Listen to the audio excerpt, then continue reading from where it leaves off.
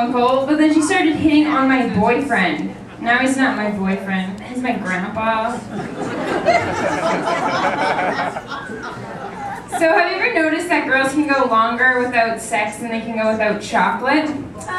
So if any of you guys have problems in that area, just dip it in chocolate, and then you don't even have to ask. We'll just sniff that shit out.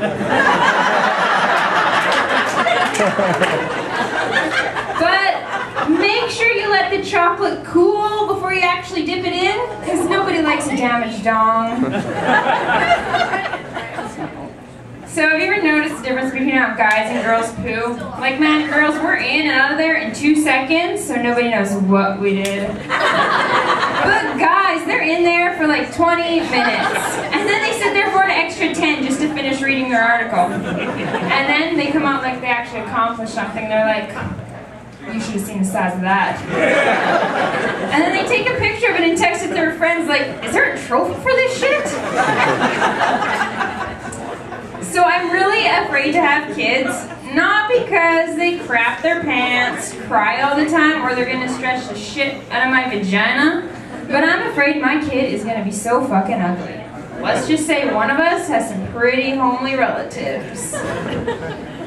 So I think I'll just adopt, because then I know what I'm gonna get, and I'm not gonna be surprised by some ugly baby with sideburns and a mustache. So that's why, since I have the choice, I'm gonna pick a black baby. I hear they come with gold teeth and a gun. So next time I'm walking through the park and some mom looks at me wrong, I'll look down at my baby and look back up at her and I'll be like, yeah, that's right, bitch, back off, I got a gangsta baby. So the other day I was in the dollar store and I seen there was a pregnancy test for $1. Now, I'm no genius, but if you're buying a pregnancy test for a dollar store, you probably shouldn't be pregnant. So if I were you, I'd be asking somebody to push me down the stairs or power kick me in the ovaries.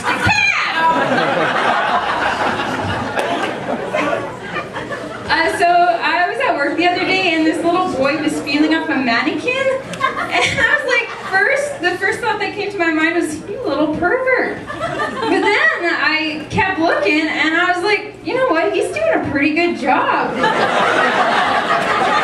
So I kind of snuck over there and I was like, yeah, call me. I got a step stool so you can reach all of this.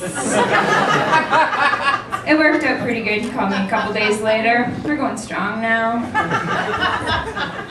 So I think that if Canada had a Facebook page, it'd have like 1,000 friends. And instead of a like button, it'd say, oh yeah, eh? And then the US, they'd have one friend, Canada. And instead of a like button, they'd have a bomb you button.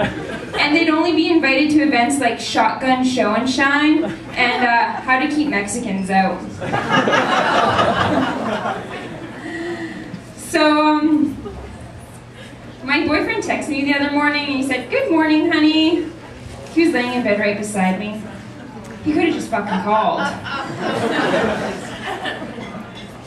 So I like to play games on the SkyTrain, like guess how much Listerine that bums had to drink.